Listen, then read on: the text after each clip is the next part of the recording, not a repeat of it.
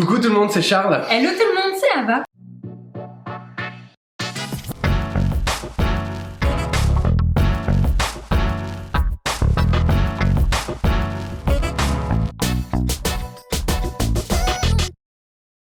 On espère que vous allez merveilleusement bien aujourd'hui, que vous êtes prêts à voir une super recette encore fruitée. Oui, je tiens à le dire. Oui, parce que encore une fois, les fruits et Charles, c'est pas l'amour fou. Non, mais là, je suis sur une bonne lancée. Je suis certain que celui-ci, je vais l'apprécier à fond de son potentiel. C'est une recette qu'on est très content de faire parce que elle vient de la pâtisserie Hugo et Victor et on n'a pas encore mis en lumière, si je puis dire, leur travail et pourtant ils font un travail de méga bonne qualité. Aujourd'hui, on va vous faire une pavlova à la framboise et vous allez voir, c'est ultra simple et on aime les desserts qui sont simples. Quand il commence à faire beau, il commence à faire chaud, on a envie de quelque chose de frais, de rafraîchissant, de fruité et rapide à faire aussi pour pouvoir aller à la plage. Alors vous allez voir qu'il y a quand même une spécificité dans ce dessert qu'on trouve vraiment cool, c'est l'utilisation d'un chocolat inspiration framboise. C'est un chocolat qui a été créé par Valrhona. On vous mettra d'ailleurs en description notre code Valrhona qui vous permet d'avoir moins 20% sur tout le site, ce qui est vraiment cool. C'est un chocolat qui est donc au goût de framboise et qu'on va utiliser, qu'on va tempérer aujourd'hui pour faire un décor. Vous allez voir, on vous montre quelques images à la fin, c'est sublime. Et il n'est pas seulement au goût de framboise, il est fait à base de purée de framboise. C'est pas un arôme. Voilà, c'est pas un arôme, exactement. Alors dans cette pavlova, il va y avoir une meringue suisse pour faire un petit tourbillon qui viendra faire le socle de notre pavlova. Avec un décor sympa du coup, vous pourrez l'utiliser pour d'autres desserts d'ailleurs. À l'intérieur, une chantilly. Toute simple. Et par-dessus, un décor au chocolat justement, inspiration framboise. Avec de la framboise fraîche pour m'embêter ou alors peut-être pour sublimer le gâteau. Je suis pas encore sûr pourquoi Hugo et Victor ont fait ça. Je pense que c'est plutôt pour sublimer le gâteau. En tout cas, c'est très rapide à faire. Enfin, il y a quand même le temps de cuisson de la meringue. Mais en termes de préparation, ça va, ça prend pas beaucoup de temps. Si ça vous plaît déjà de faire une superbe pavlova framboise, mettez-nous un pouce bleu en bas de cette vidéo. Et on va commencer tout de suite avec cette fameuse meringue.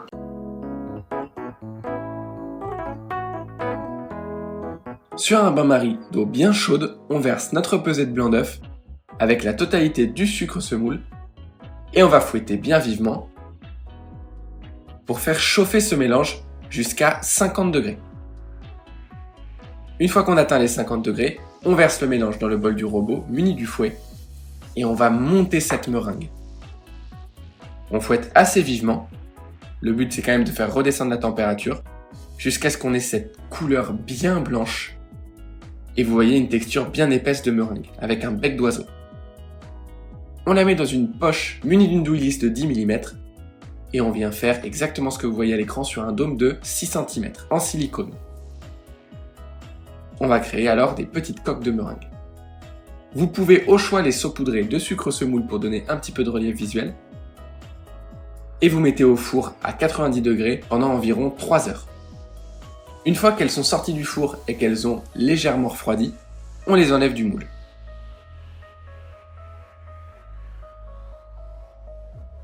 Pour enlever le petit pic qu'il y a en dessous, on va venir la frotter sur une râpe ou une microplane pour avoir un dessous plat et qu'elle tienne debout. On va maintenant lancer la préparation de la chantilly qu'on mettra à l'intérieur de ce dôme de meringue. On va faire infuser à froid notre verveine fraîche dans la crème liquide, idéalement toute une nuit au réfrigérateur. Ensuite, on récupère cette crème, on ajoute le sucre glace et on va venir la fouetter pour avoir une belle texture de chantilly. On augmente petit à petit la vitesse jusqu'à obtenir cette texture. On va terminer avec le tempérage du chocolat à la framboise et on va pouvoir monter ce petit bijou.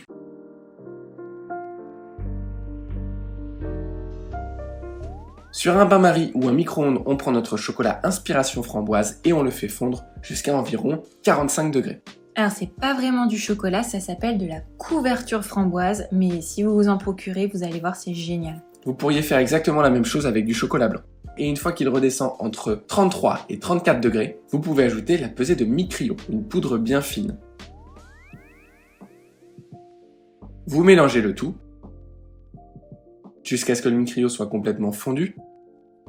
Et une fois que le chocolat est aux alentours de 30 degrés, on va pouvoir l'utiliser. Vous allez l'étaler finement sur un papier guitare à l'aide d'une palette sur environ 1 mm d'épaisseur. Et une fois que votre chocolat commence à matifier, vous allez emporte-piécer un cercle d'environ 5,5 cm de diamètre si vous avez, sinon 6 ce sera très bien. Vous emporte-piécez autant de cercles que vous avez fait de coques. Puis avec le reste de chocolat, vous plantez une lame de couteau et vous allez venir créer des petites plumes sur votre papier. Voilà les plumes. Avant qu'elles ne soient complètement figées, mais quand le chocolat n'est plus collant, vous l'enroulez autour d'un rouleau à pâtisserie, vous scotchez le tout pour que ça tienne et vous laissez reposer comme ça plusieurs heures à température ambiante. Pareil pour les disques. Et vous pouvez les récupérer, vous voyez qu'ils sont bien brillants. Vous récupérez tout, alors il peut y avoir un petit peu de casse, c'est pas grave, on en a fait suffisamment pour nos desserts. Pas grave si les plumes perdent leur petite queue, elle n'est pas nécessaire du tout dans le dessert.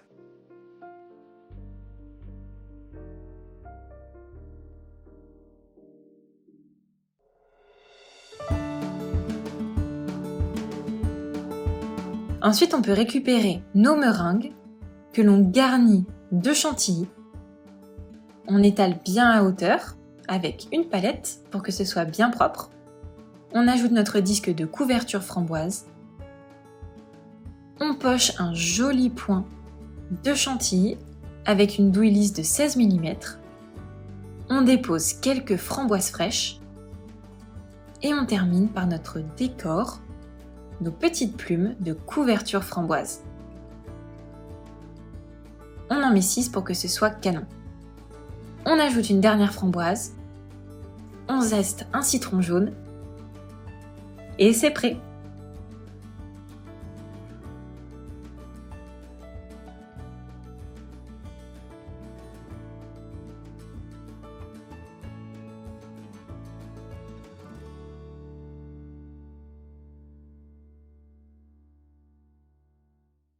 Alors si vous avez un peu galéré avec le tempérage, ne vous inquiétez pas, c'est normal parce que c'est juste vachement compliqué, il y a énormément de paramètres à connaître sur le tempérage. Si vous êtes curieux d'en savoir un peu plus et de maîtriser un peu mieux l'art du chocolat, comment faire des décors en chocolat, des pétales, etc. parce que vous voulez faire des desserts qui cartonnent à la maison, on vient de sortir il y a très peu de temps notre nouvelle formation en ligne, notre nouvel atelier virtuel spécifique sur le chocolat. On vous mettra un lien en description si ça vous intéresse, vous devriez normalement vraiment kiffer. On va maintenant déguster. Bon, je sais pas ce que vous en pensez, mais je trouve que le décor en chocolat avec le chocolat framboise, ça change tout. C'est vraiment la même couleur, c'est très fort. C'est ça, et ne pas avoir besoin de colorer son chocolat pour faire un super décor, je trouve ça génial. Et quand forcément j'ai goûté le chocolat comme ça a un goût de malade. En fait c'est ça qui est bien, c'est qu'on sait que ça va rajouter quelque chose à la dégustation, c'est pas mettre un décor pour mettre un décor, il est à la framboise. On va vous dire si c'est bon.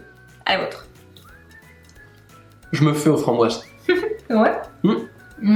Et il croque le chocolat. Il est très bien tempéré, Ouais, on est fiers de nous.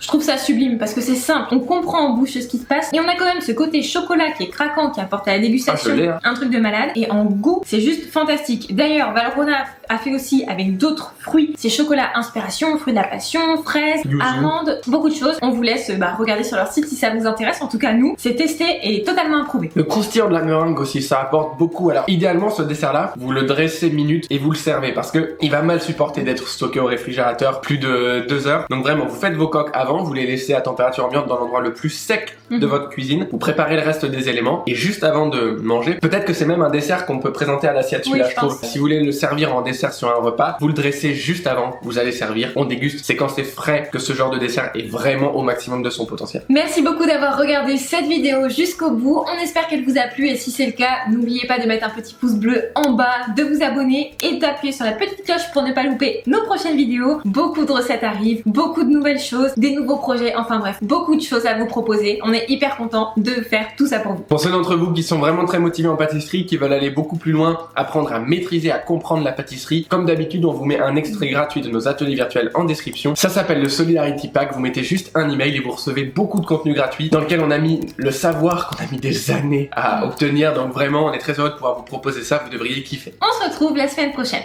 Ciao. J'avais oublié ma première phrase. J'ai mis 1000 ans à la sortir. C'est dire bonjour.